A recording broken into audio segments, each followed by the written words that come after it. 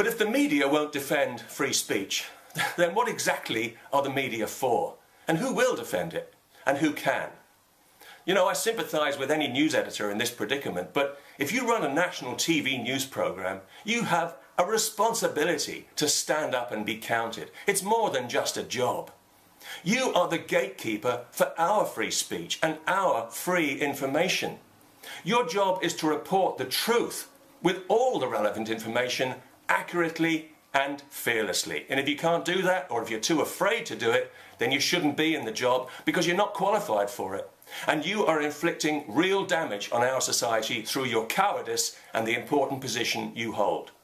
If you had an ounce of integrity, you would stand aside now, find a nice, safe little cubbyhole where you can't be threatened, and hand that job to somebody with a spine who can do it properly for all our sakes.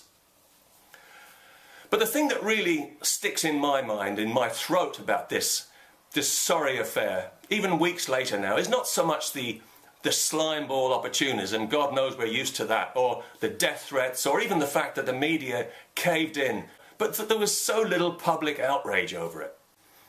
We assume there's going to be violence, and then we cleverly preempt it by caving into it before it happens. Not because we're liberal or progressive, as we like to pretend, but because we're liars and hypocrites and cowards.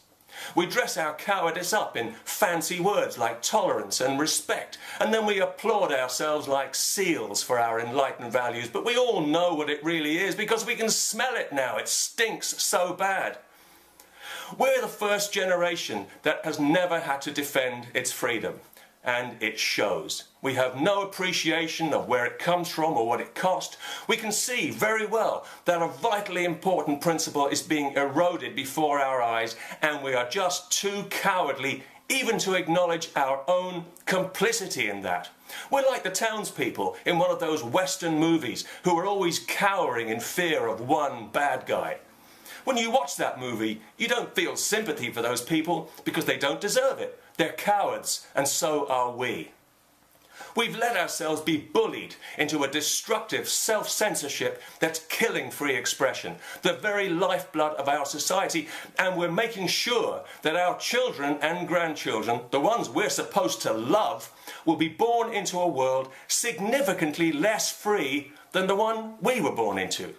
Don't you feel proud of yourself? They'll pay the price for our hypocrisy, dishonesty, and cowardice.